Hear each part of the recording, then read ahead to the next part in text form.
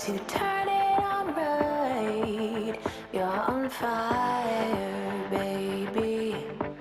Still drinking too much, it's got you losing your touch tonight.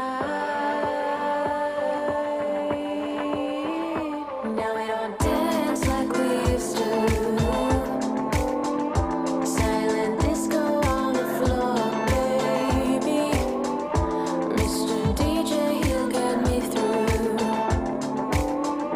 When the beat's gone, you can't save me. Heart is changing.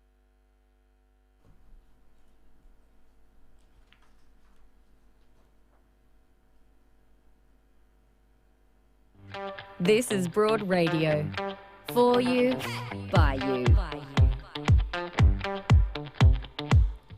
Broad Radio. Here for more.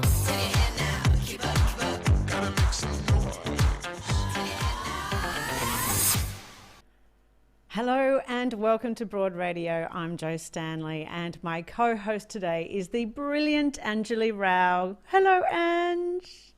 Hello, darling. How are you? Long time. It has been a long time. I'm so happy to have you back on the show. Now, today we are going to be joined by Christina Hobbs, who is the CEO of Verve Super, who's going to take us through what happens now that Jobkeeper has ended and give us a few tips on what to do if we are finding ourselves in financial stress at the moment. Also, have you ever wanted to just change your life up a little bit? Maybe make a few differences, maybe head down an adventurous path, but you don't know how to do it? Well, today we're going to be meeting a woman who had that feeling, wanted to make a few changes in her life, and she is now the station leader at Davis Station in Antarctica. Yes, we're going to be joining someone in Antarctica. That's super fun. And and in just a moment, what does the humble bathhouse have to do with your sense of self-acceptance? Well, we're going to be meeting the co-founder of a brand new bathhouse in Melbourne called Sense of Self, who's going to share with us her story of how bathhouses have led her down the path to a beautiful new self-acceptance. That's all after this. Broad Radio is proudly supported by Chemist Warehouse. Chemist Warehouse, great savings every day. Now, Ange, it is so awesome to have you back on the show because it's been a little while, but that's of course because you're a single mum to a school-age boy in primary school and you're juggling work and mothering duties, aren't you? Yes, correct. And now that it's school holidays, it actually makes it easier because it means that I'm not doing the school run on a Tuesday when I would ordinarily be with all of you. Yeah, it's such a delight to have you, and also want to acknowledge that school holidays is a good time to have you. We're taking advantage of that, but it's equally a big juggle for all of the parents out there when they do have work and kids at home, and so we're with you. We're with you, parents. Oh God, I don't know how people do it. It's crazy. And, particularly when you're sort of doing it alone, I do have help sometimes, but, don't have any family here. And that makes it really difficult. And it's like, well, how do I, right now, I'm not entertaining him. And then of course he's perfectly entertained by himself. He doesn't need me. He's fine with Fortnite and his mates. Yeah. But that internal guilt is like, I should be there doing something. Yes. And it never really ends. No, that's true. And I find during school holidays, the pressure to do activities is really hard as well. Like I have work and I need to be at home and doing that work.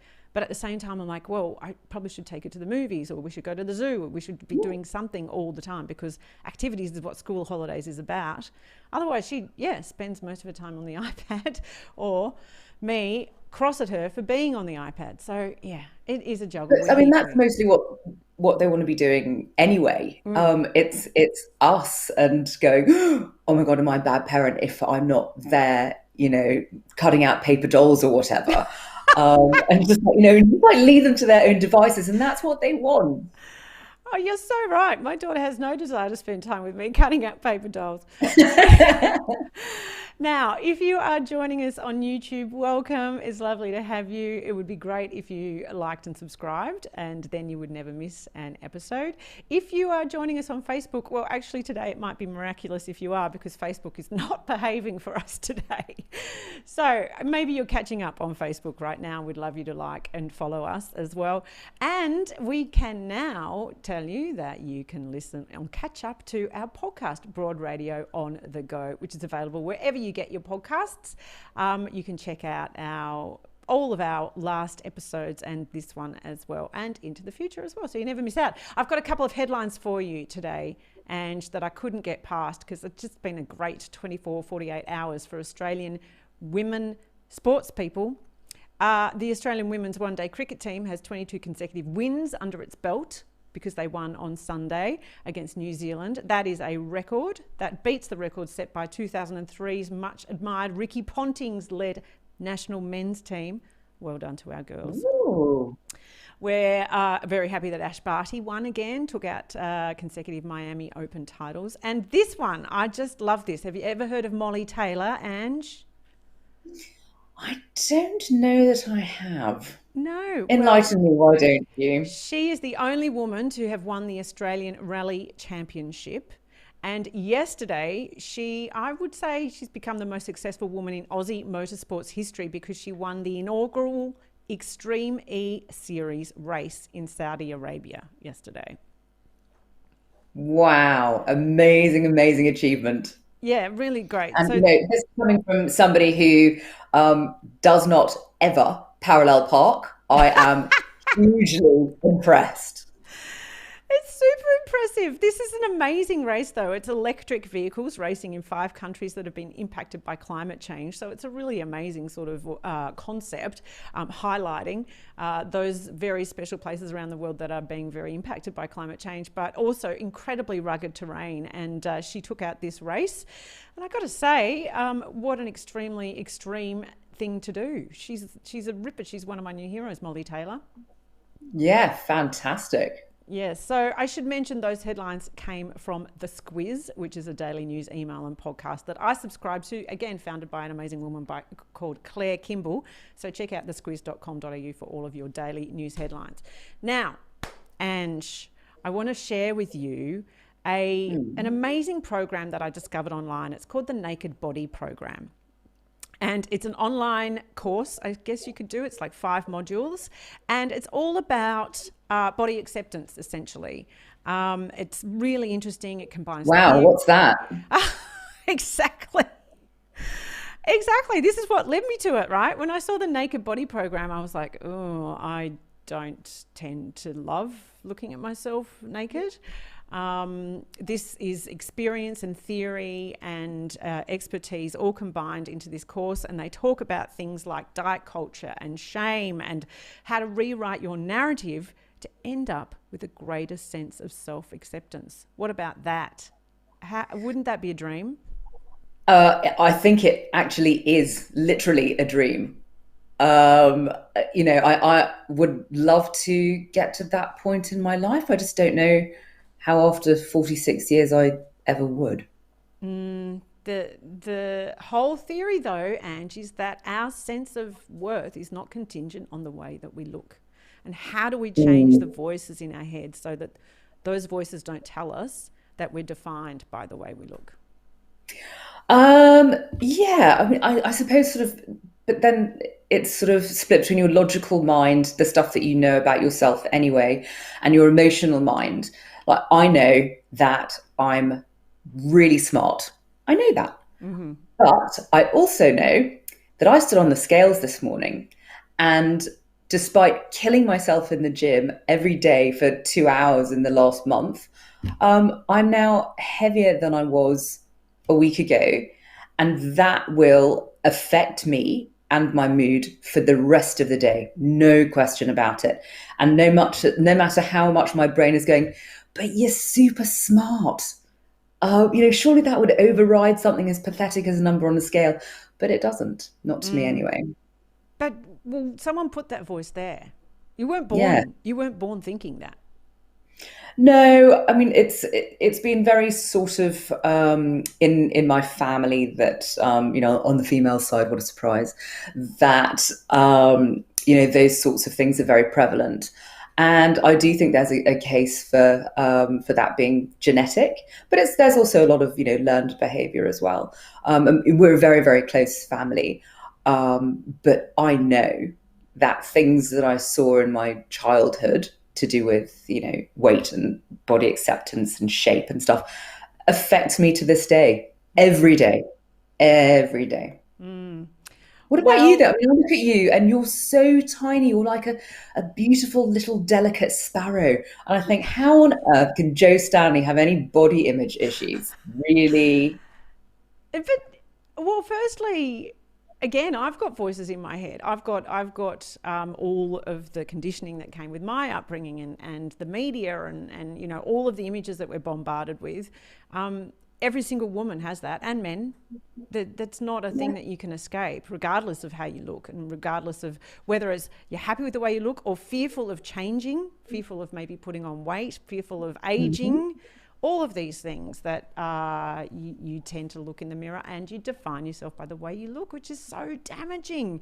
Anyway, so this incredible program, the Naked Body program, is available at an amazing place called Sense of Self. Check it out online. We'll put that website up. But Sense of Self is primarily a bathhouse. It's also a sauna. It's a massage and spa centre, and it has been created by two incredible women in Melbourne.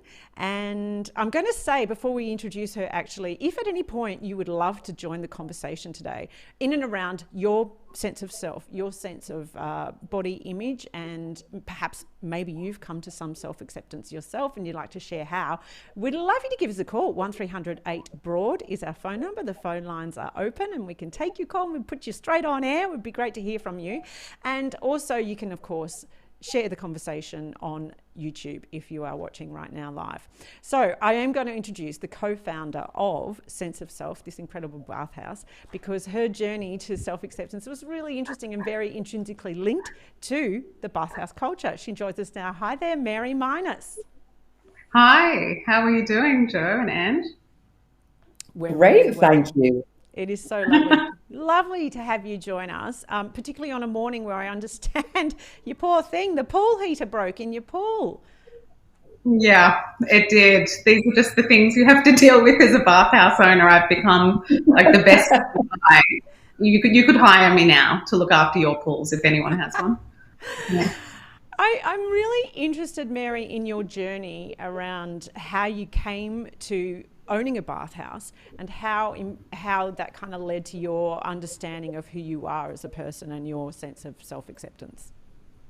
Oh, absolutely. Well, it's a bizarre kind of business to end up in, a bathhouse owner. I guess I'd never thought that this is where I would be at 34 years of age. I started as a filmmaker, actually. So I was a film producer for 10 years before this. And I guess the thing that links in there is I like storytelling, and I like the idea of taking people places. And I guess what led me to the pathway of creating a bathhouse was actually all of the things around my body image. I was lucky enough to be taken by a really good friend of mine to a hammam when I was quite young, when I was about 20. And it was only through this kind of being opened up into this world where you can, for the first time, visually see a real diversity of bodies around you rather than what you see in the media, which is very unidimensional,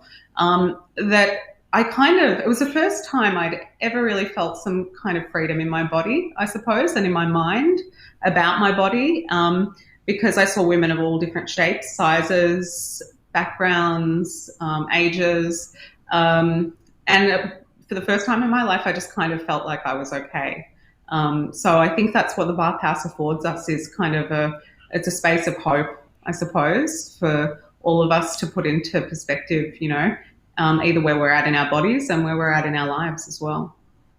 And just talk us through that, the body negativity that you mentioned there, Mary. For you, what did that look like? What did the voice in your head say to you?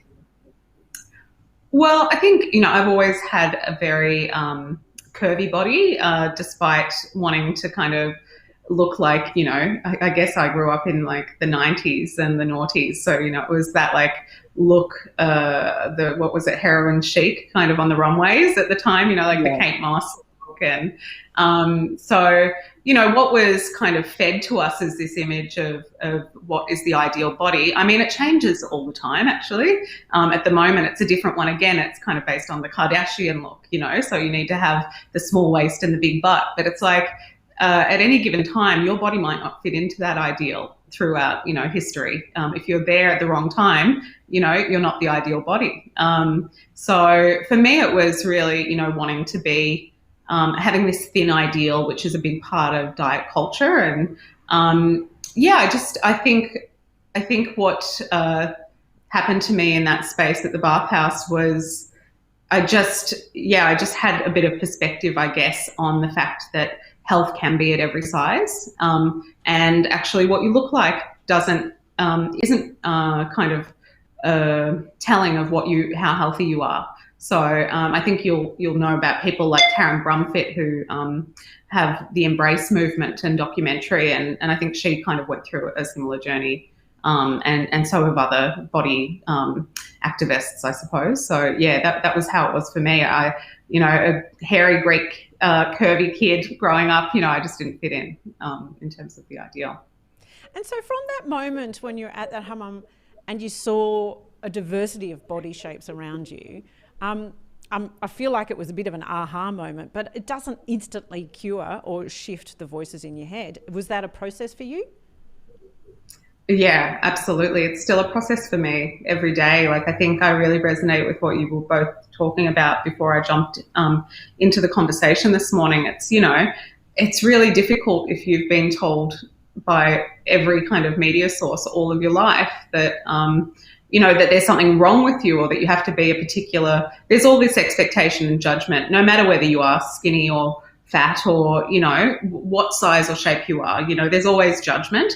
It's kind of like this unattainable, you can always be better. But it was definitely the aha moment that set me off on the journey that saw me visiting 50 plus bathhouses around the world. And I thought I was just going to do a documentary about bathing through the ages and what it affords us, and in terms of health and well-being and social connection and all of these really good things that I think a space like this gives people. But yeah, what it did as well was set me off on that body journey, and over time I started connecting in with the different kind of activists in this space, and that's how we brought about the Naked Body program. Was we brought together some of the best people in this space, Ashley Bennett, who's the body image therapist, and Nina Mills, who is an anti-diet dietitian, Shannon May Powell, who does this kind of trauma-informed body work in yoga. And it is a lot of letting go of that kind of those traumas, that we've picked up from even early life. I think, you think about sitting at the dinner table when you're a kid and your parents kind of telling you, if you just have to finish what's on your plate, even if you're not hungry. There's just always this kind of mantra of you don't know your body and you can't trust your body to tell you what it needs. And I guess that's what things like intuitive eating are trying to debunk. And the data really shows that it is supported in terms of being a more successful way to engage with food. So, yeah. I was reading up on you last night, Mary, because, I can be a bit stalky McStalkface at times. And, you are a strong advocate for not needing to fix anything, which I found really interesting because I think that's part of the human condition is we do constantly see bits that need repairing, but then they never really are. What's so damaging about using that sort of language, fixing, to refer to ourselves? Yeah, I think it's just that whole idea, it's that marketing lens that's been put onto health and well-being. And unfortunately, rather than beauty being something that we are in awe of around us as an environment, it's kind of beauty has been used to shackle us to these kind of ideals. So yeah, I think what we're trying to do here is have people kind of come into a spa and bathhouse space and leave without feeling that they have to change anything. Because like there's just too many times I've gone to spas and just feeling kind of shit about myself, to be honest, because, there's kind of an inbuilt kind of diet culture and sales mechanism there, and it all goes hand in hand. It's very lucrative as an industry. It's just, I just don't think that they have to exist together, I guess. I really love this notion that wellness is about acceptance rather than change necessarily. And also, one of the things that you are really promoting in your bathhouse is idleness. Why is it so important? And I'm, as someone who's never still, why is it so important to find stillness in our days? I mean, Freya, my business partner, came up with this great phrase, which is idleness is essential to activity. And it really sums up what we embody here. And I guess like why it's so important is that we all know we're all addicted to tech now, and we're all constantly on. Our work lives are encroaching upon our personal lives. And actually, I think I mentioned this to you the other day, Joe, that Australia is the 9th worst in terms of work-life balance in the world. You wouldn't know it because it's not the persona that Australia has in the public, but it is actually what the stats say. So, idleness is something that we used to have a lot more of, I guess, because we used to have downtime and leisure before, I guess, pre-industrial revolution. And, it might happen again, actually, where we, with the rise of tech and AI, actually, we might find that we have more leisure time in the future. So, I think it's really important for getting into like the parasympathetic nervous system and just being able to reset. That's...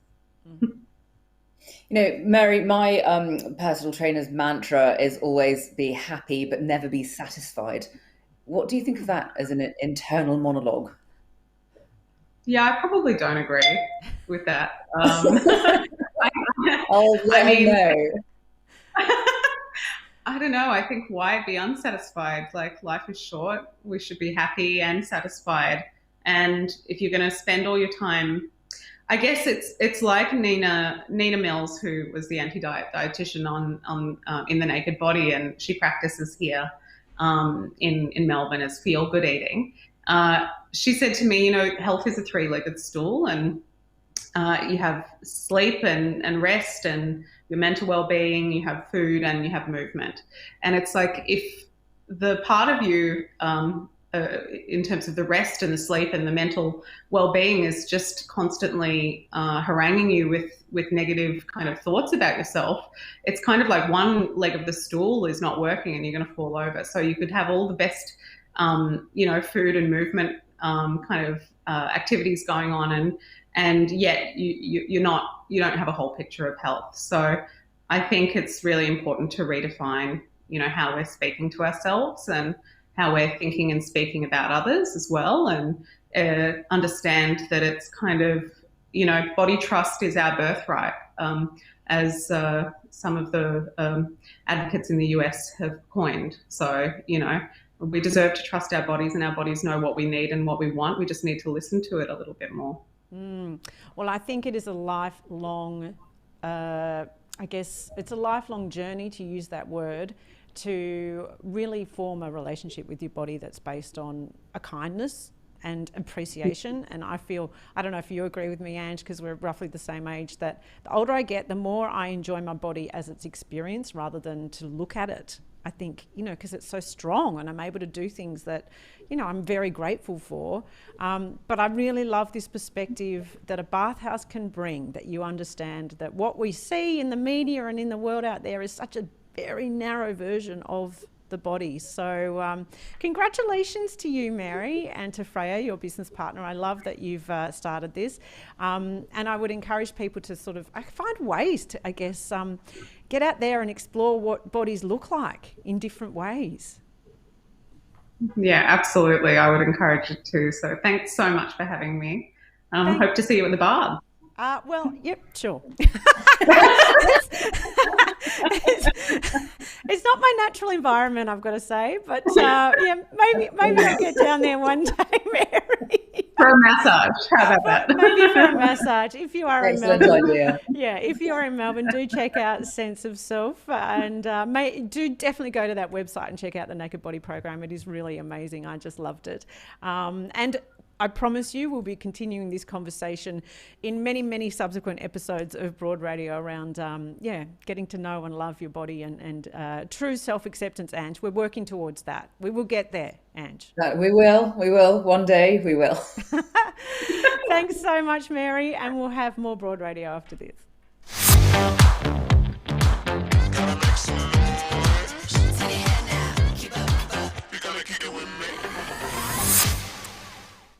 Well, it's been just over 12 months since the coronavirus pandemic forced much of our workforce to be on hold.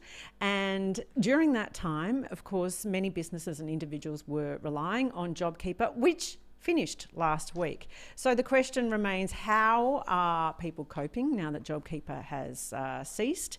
And if you are in a situation where you're feeling really financially stressed, what can you do about it? So to discuss these matters and more, we are very pleased to welcome to Broad Radio Christina Hobbs, who is CEO of Verve Super. Hi there, Christina. Hi, thanks for having me on today. It is so great to learn from you and have your expertise. What, from your perspective, Christina, you're obviously in the super industry, but more broadly around finance, what did you witness as being particularly challenging for women over the last 12 months?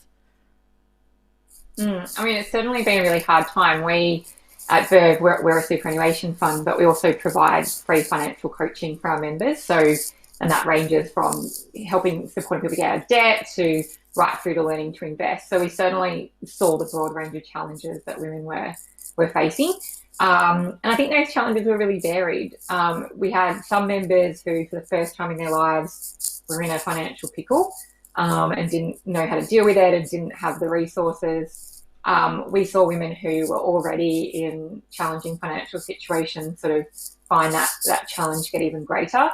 On the other side, we also had members who came out of COVID in a better situation. So actually maintained their jobs, worked for employers who are able to offer flexibility and actually now can imagine themselves, potentially working more and being in a more financially secure situation. So it was definitely a really large range of experiences that people were having, which I think also made it quite hard, because I know even within my friendship group and probably similar to you, I had some friends who had sort of benefited from COVID financially in some way, or at least an increased flexibility. I had, on the other hand, some friends who had lost their income overnight and suddenly had 2 or 3 kids at home now trying to homeschool as well. So I think there were these really varied differences even amongst the people that we all know. And now that Jobkeeper has ended, Christina, look, there were plenty of people who said it's too soon. When you said at the end of March that it would be ending, well, it looked like it was possible then, but now, given the way that it's all panned out, it's just ending too soon. When you look at women specifically and Jobkeeper ending for them, what sort of short-term and long-term impact do you see? Yeah, I think there's 2 things that are going on, because one is Jobkeeper finishing, which obviously means that we're going to see probably a bounce in unemployment as some employers are unable to keep their staff on. But what we've also seen is that job seeker, so that money that was being provided to people who were unemployed, has also gone back virtually to the level that it was pre-COVID, and we've heard from the government that there's no interest in increasing that beyond a very marginal increase. And we also know that rate is set currently below the poverty rate. So for most people on that rate are not needs, which is really distressing for people. And we know that if you look at the data on who those people are and which jobs were most affected during COVID and are having this longer tail of being impacted, it tends to be jobs that women were holding. So we know that long tail of COVID unemployment is impacting women more than men. And so I think both of these factors together is really forcing some people into a really challenging financial situation.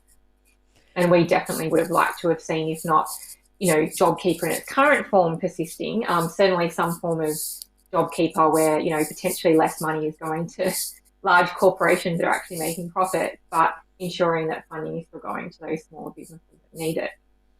Christina, I'm just going to pause for a little second because there is a noise coming through your microphone that I'm wondering if you're rubbing with your hair against that, I reckon. Yeah, I might. I'll stick it. I'll do a little hair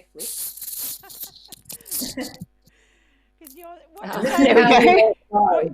What you're saying is so amazing and so. Is that working better? Oh, so much better. Thank you so much. Okay, great. All right, no worries. Thank you so much for that. When you talk about, you're speaking about the Jobkeeper versus job seeker, and that there has been a real cliff that people have been heading towards. Do you see people in real distress about this? Certainly, and I think what's really interesting and is important for anyone listening to know is that anyone can find themselves in a position of financial vulnerability. And often it's people that aren't used to being in that position that can find it the most challenging because they haven't built up that resilience and they haven't built up the coping skills. So somebody, for instance, who was on a $200,000 a year job, had $30,000 in credit card debt, other personal debt, has lost their job, and is unable to find another position, can find themselves in almost as equally a challenging financial position with the same kind of stresses as somebody who was previously on a, $50,000 a year part-time job and was only ever just making ends meet and has now lost their job as well. So I think it's really important to realise that there's people sort of at all ranges of the spectrum that are being impacted by what's going on. And certainly for a lot of people, it is hugely distressing. So we were on the end of the phone calls of women. So our membership is 95% women, and we were on the ends of those phone calls of people ringing up really distressed about having to withdraw their superannuation. And I would say that despite the media coverage and a lot of media coverage that sort of highlighted stories of people taking money out to buy all, sorts of crazy consumer items, I can tell from firsthand experience that the vast majority of our members that were taking money out, it was a really, really challenging, difficult situation to have to do that. They knew they were taking money from their future savings, and it wasn't done easily. Also with superannuation, there's an expectation that people will apply and get that money tomorrow, and of course there's a longer process. I think we really understood the urgency with which some people needed money as well during this time. Something that I find really disturbing, Christina, is that in this country, women retire with almost half the amount of super that men have. What is that about? And how do we level the field? A good question. So there's a couple of stats going around, but it's depending on how you look at the data, it's somewhere between 47% and 37% less super. And I think there has been this perception that, this is older women somehow, young women today, they're not being impacted. But we actually did a study last year that looked at the super balance of the millennial women and basically showed that they're on, not a completely exact the same trajectory, but it's a very similar trajectory of that without major changes, they will retire with significantly less than their male peers. And of course, the result is that almost all retiring women in Australia are dependent either on their husbands or their partners, if they're lucky to have one, or the old age pension. And the reasons for this are really largely systemic issues. So we know that in Australia we have some of the worst rates of workforce participation amongst mothers in the OECD. So amongst other developed countries, we've got some of the worst rates of women getting back into the workforce. When it comes to single mothers, we are better than only Turkey and Georgia. So very, very poor rates of that support. And that's largely to do with issues like prohibitively expensive childcare, policies that don't support women to go back into employment. And so there's all these sort of structural issues, childcare being a big one, longer parental leave for both parents, which encourage men and women to take time out, which also supports women to go back to work, is a really important one. And then a third one is that we don't actually get any form of retirement benefit in Australia if you are a carer. So if you're on maternity leave, even if you're on paid maternity leave from the government, there's no retirement benefit. Paid carers in Australia, so who are overwhelmingly likely to be women, so women who are looking after family members that have a disability or other forms of carers also don't get a retirement benefit. And so these all add up over a lifetime. So often what we see is that there's a tendency of women to really blame themselves and to think that they've somehow mismanaged their money. But if we compare it to countries where there is a lot more equality in retirement, there's really these very simple set of policies that are in place to support both men and women to retire in comfort. And it feels to me too, Christina, that there's not an acknowledgement from government that this is an issue. When we see that more recently, they were suggesting that women who are victim survivors of family violence and are fleeing violent situations might access their super to fund this, which thankfully they've realised is not at all a workable situation. But when that is suggested, you think, I don't actually think you appreciate how vulnerable women are when it comes to their savings and their retirement, for them to suggest this. Yeah, I think it was just, as you said, just a complete lack of understanding.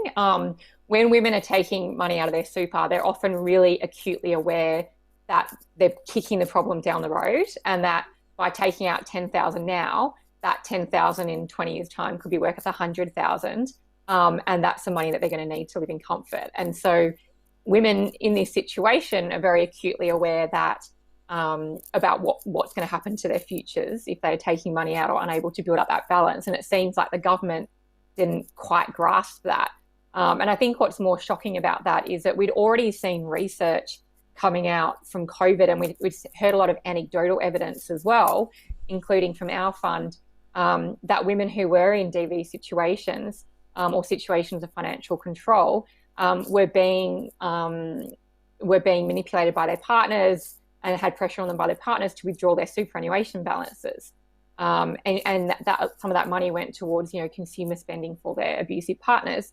And there's no sort of reflection that same additional vulnerability could happen to women who are in a domestic violence situation. Of course, we know also that it takes women often multiple attempts. I think the average is 7 attempts to leave a partner. So the policy is just, A, it's not fit for purpose for what it's trying to achieve, and B, really creating that vulnerability later in life. And I think particularly in Australia, where we've already got a situation where women over the age of 55 are the fastest growing cohort of homeless Australians, it seems like a bit of a cruel policy to have brought in. Yes. Or tried to have brought in. Exactly. So just finally, Christina, what advice have you got for people who may be finding themselves in financial stress now? Because I think that often we are fearful of even facing the realities of our situation and can leave it too late to really address. What can we do to sort of alleviate that stress if we're in this situation now? Yeah, I think you've alluded to probably the best thing that anyone can do, which is just to start off with a budget. So I think starting off with that really the hard facts, looking at what's coming in, what's going out, and really trying to understand what your income is versus what your outgoings are, and to try to set a plan for yourself. What we see is we have women who have done all that work and they just can't, on a job seeker or on minimal income, make ends meet. That's one situation that women find themselves in. But there is this other larger cohort who it is the stress of not actually planning and sitting down and trying to work out a solution for themselves that creates, a whole lot more stress. There are also some really good support out there. So one of the best ones is the National Debt Helpline.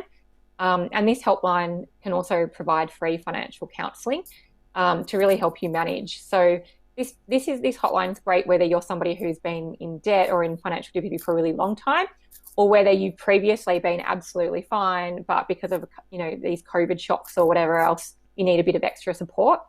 And there's really no judgment passed by these financial counsellors, and there's a lot that they can help you do. And they can support you, for instance, to negotiate with your electricity suppliers, with your water supplier, with your banks to get debt repayments, and to work out whether there's ways of supporting you to kind of meet those basic costs during particularly difficult situations. So there's definitely support that can be given.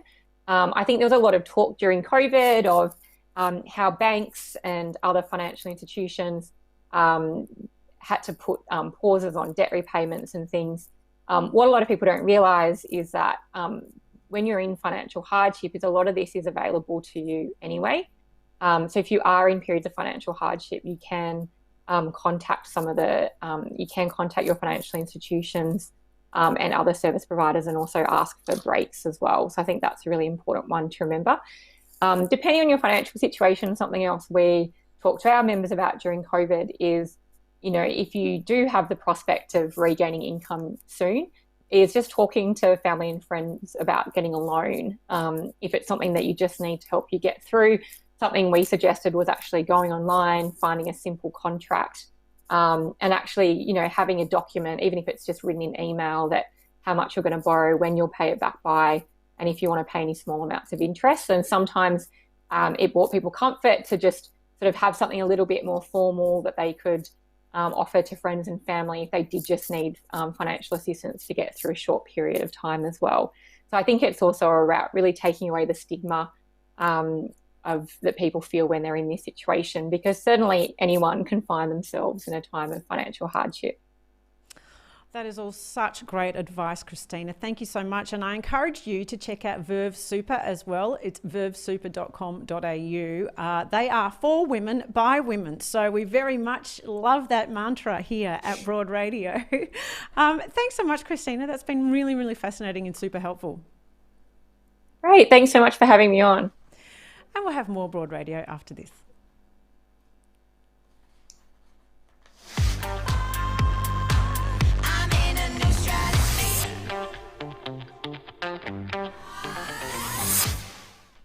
Now, I need to mention, and we encourage you to be a part of our conversation. However you might do that, it might be by leaving us a message on Facebook or YouTube whilst you're watching this. It might be by calling us 1300 8BROAD. Phone lines are open, and we're going to be actually joined by some callers in about 10 or 15 minutes. But also, we love you to take part in our More to Say poll, which is a one-question poll that we run every week. In the last week, we've been running a poll and on who we consider to be the greatest female rock icon.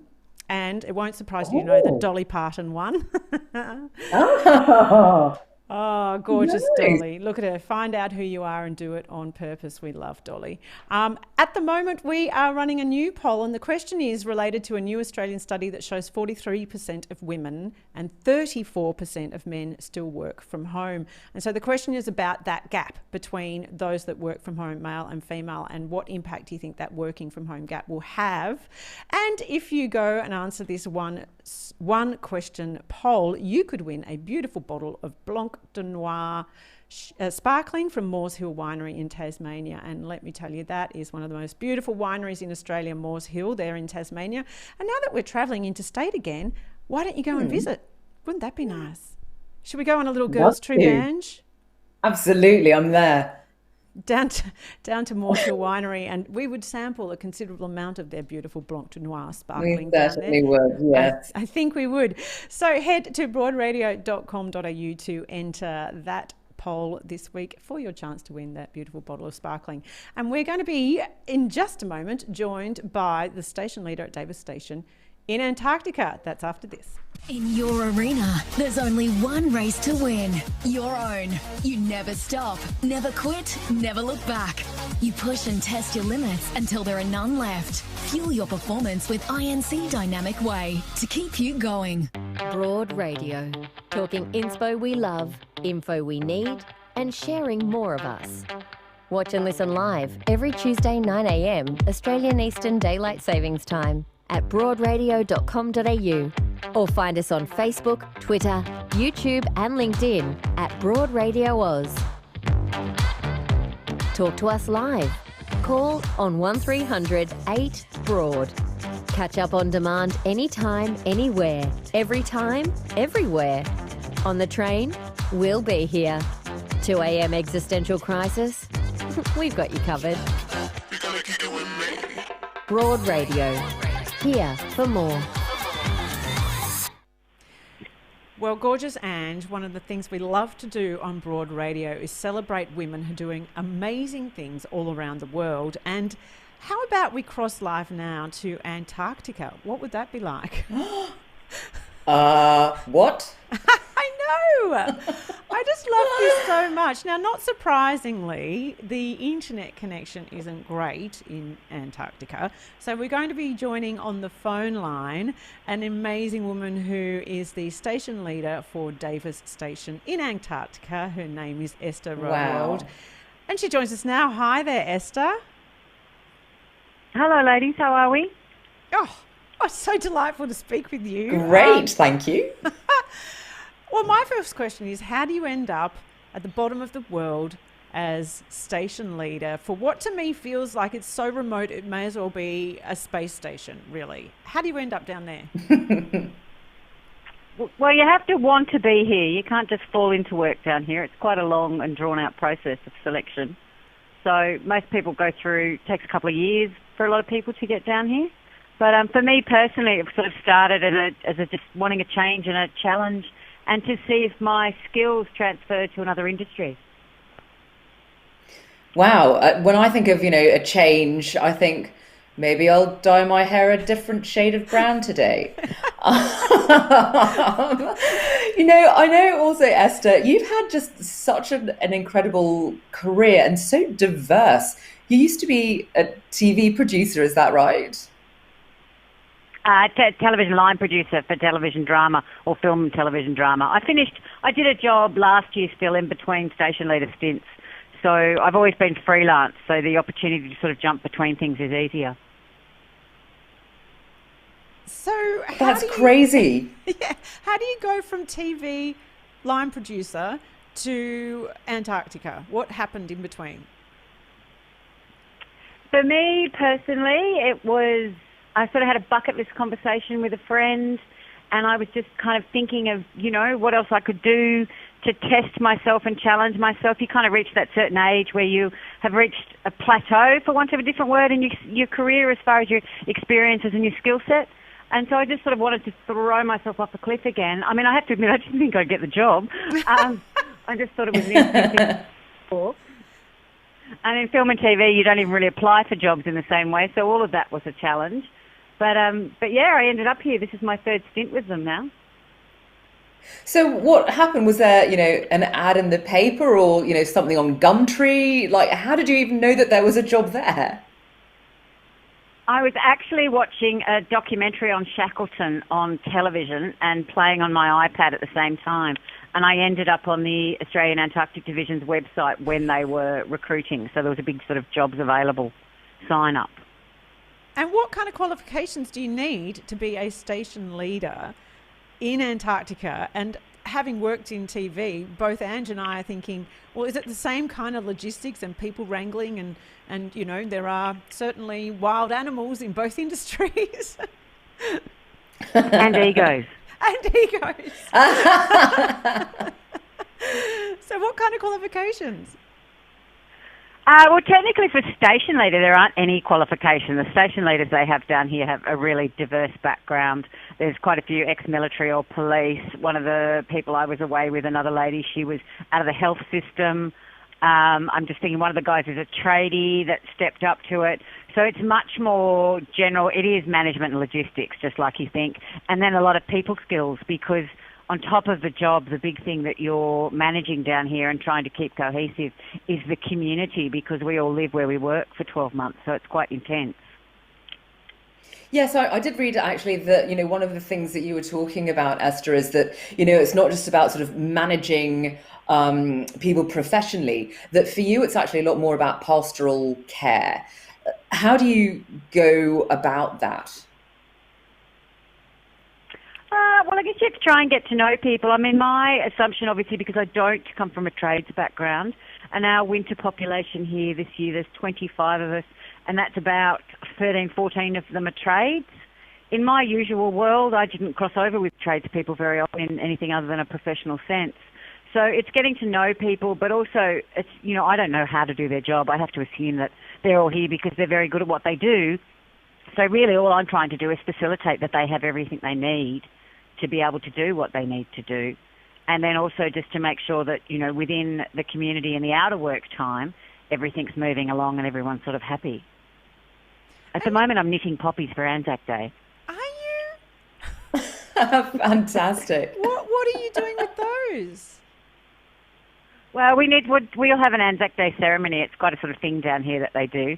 And so, yeah, we obviously don't have flowers down here, so I'm just knitting poppies so everyone can wear one for remembrance. Oh, see. That's gorgeous. I mean, that is true leadership. I like hearing that, you know, because you're obviously there to galvanise such a diverse group of people. What are the people like, and how is it to manage them as a female? Is it harder, do you think? Different? What is your experience? I don't know that it's harder. I mean, it's different, obviously, because, you know, gender people have different relationships. So, you know, they don't play alpha male games with me. Like when you sit here and you watch the elephant seals down on the beach and they do this kind of thing where they challenge each other and they chest bump. And I've seen men down here do that. It's kind of a bloke thing. But obviously that's not something they do with me. It's just a sort of different relationship, I think. And in some ways, I think it probably makes it easier, and in some ways it probably makes it harder. Aside from, you know, poppy knitting, what actually goes on at Davis? What do they do there? So over winter, we are here primarily to keep the station alive so it doesn't freeze over with the weather. So there's a lot of tradespeople who are just doing maintenance and regular checks on things.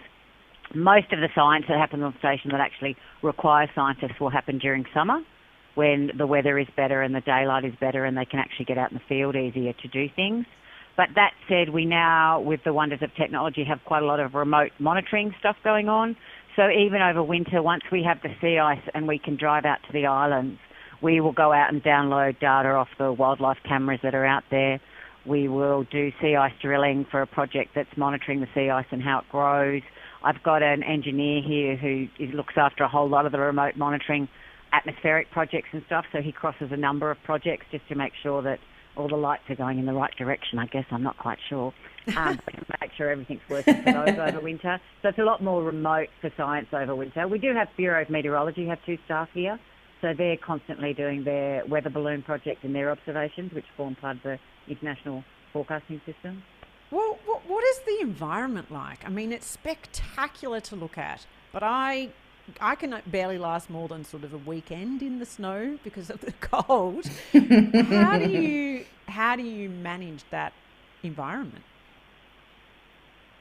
Look, we're incredibly lucky and we have very comfortable buildings. And I have a lovely desk job, so I don't have to be outside nearly as much as the trades guys do.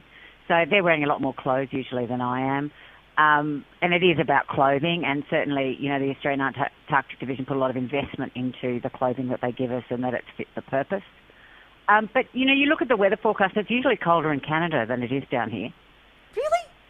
Wow. Yeah, we don't seem to get the extremes. Let me just pull up the weather. So at the moment it's minus 11 and we've got 8 knots of wind, so it's about minus 18 with the wind chill. But that doesn't feel that cold. For me, it sort of gets cold once it's below about minus 15. Esther, you are genuinely one of the most fascinating people I've spoken with, because you've literally, and she's like gone, my life's a bit dull, I'm going to shake it up a little and go to Antarctica. It's amazing. I know. Oh, it's like sort of, you know, 2 different lives in one existence almost. Does it sort of feel like that, Esther?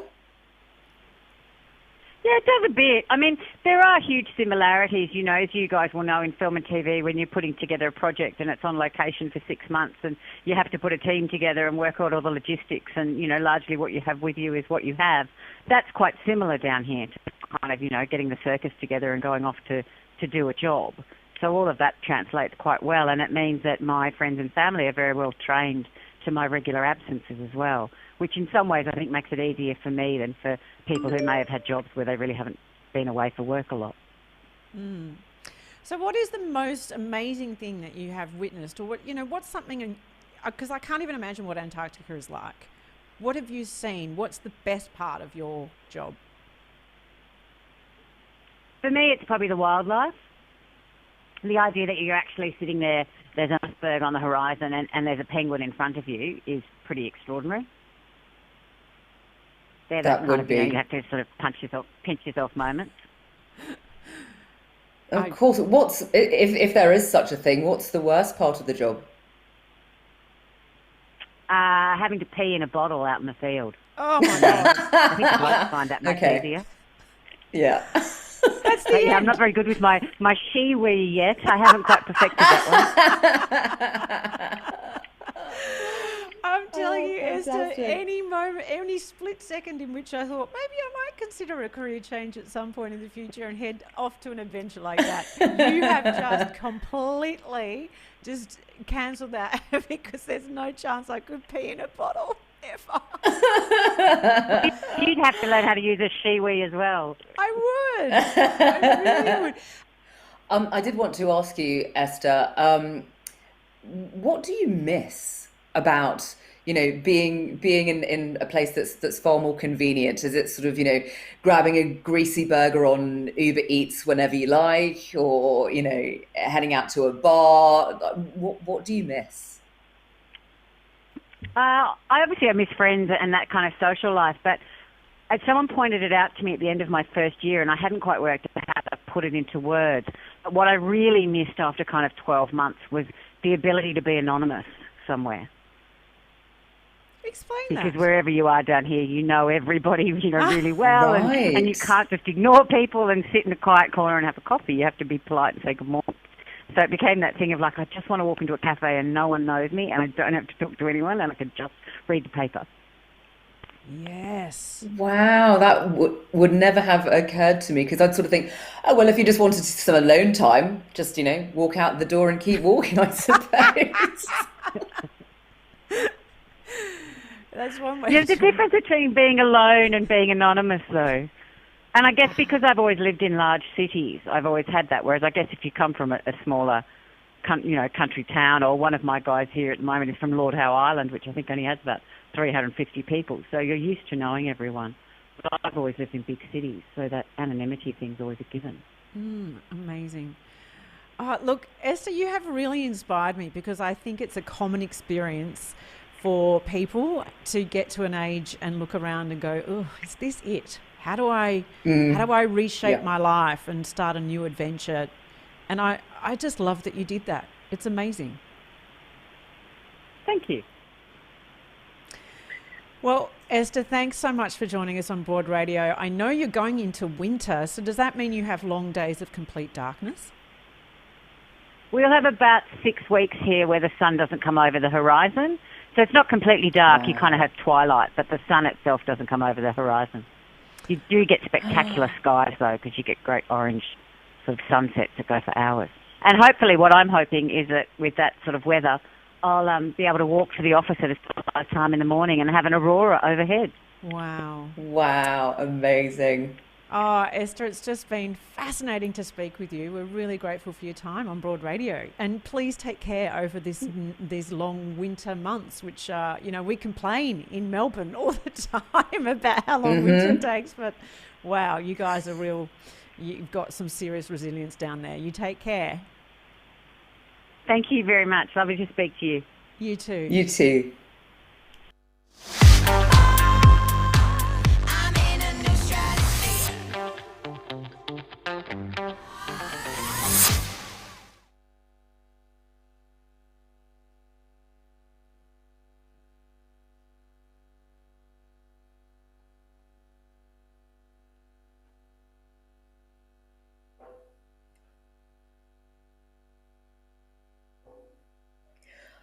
I can see your mouth moving, but I can't hear a single thing. What's happened there? Oh, there you are. I was like, I'm quite good at lip reading. But I was like, how long is she going to go for? I was just saying I have to let you go because you are the very example of a working mum who's juggling 1,000 things, and we've gone overtime. I know. I'm so sorry that I have to leave. You do, but But I'll see you again soon. Yeah, we're going to see you again soon, and I'm not wrapping up the show just yet because we have a couple of phone calls from incredible women who have done amazing things to reshape their lives. So I'm going to say goodbye to you, Ange, because you've got another thing to get to right now. You have a fantastic day, and we'll see you soon.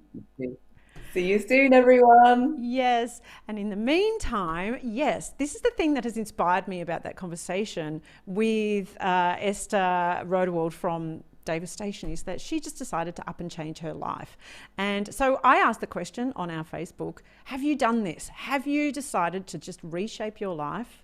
To go on an adventure, to find something that's a bit more fulfilling for you. And we had some fantastic women reach out and tell us their stories. And so I was really excited to invite some of them on the show. You can call us 1300 8 Broad. You don't have to wait to be invited.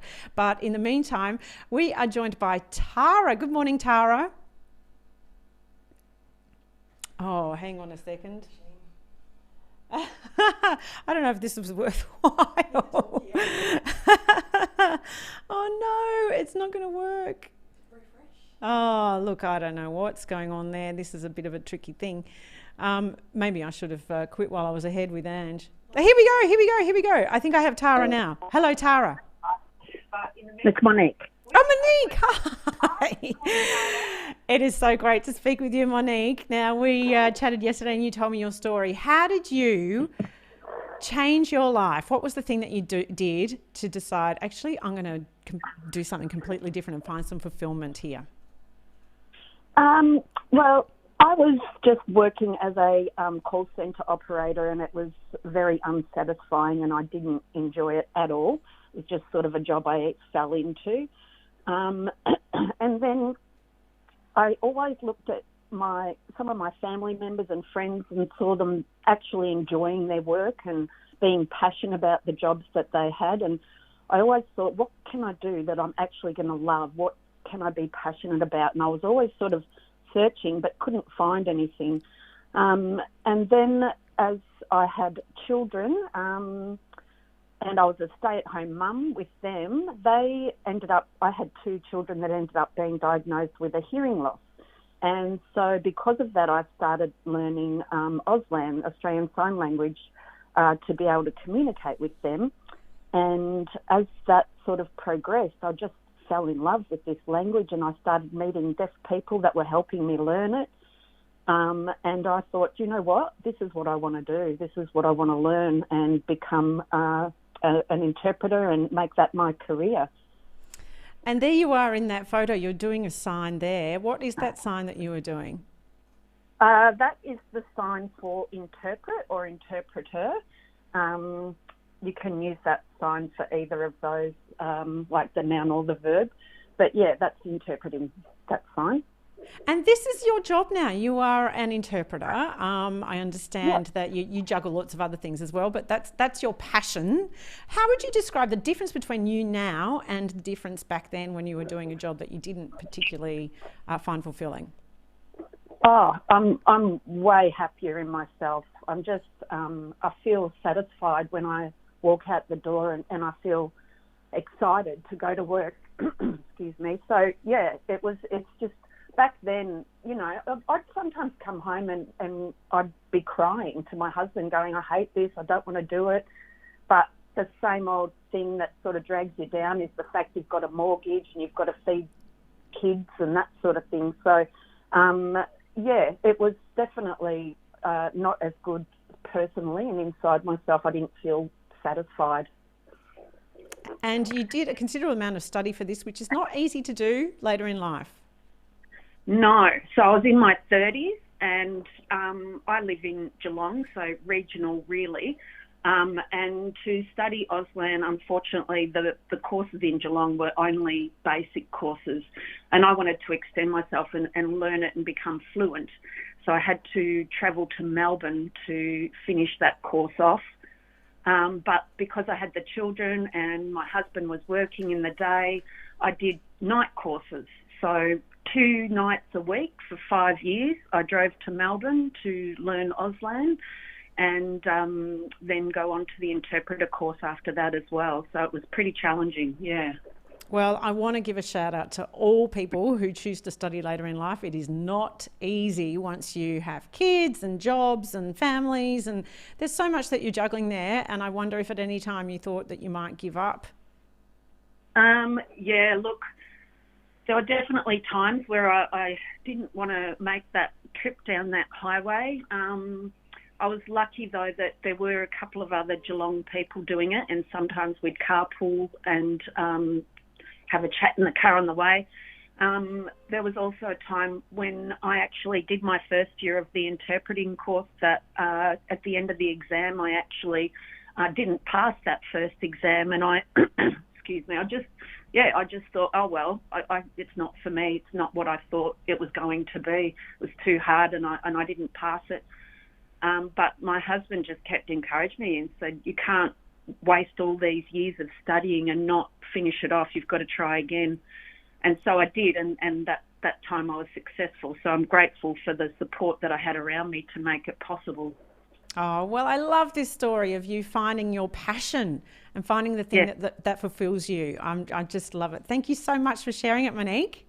No worries. Thank you. And we also have Tara. Hello, Tara.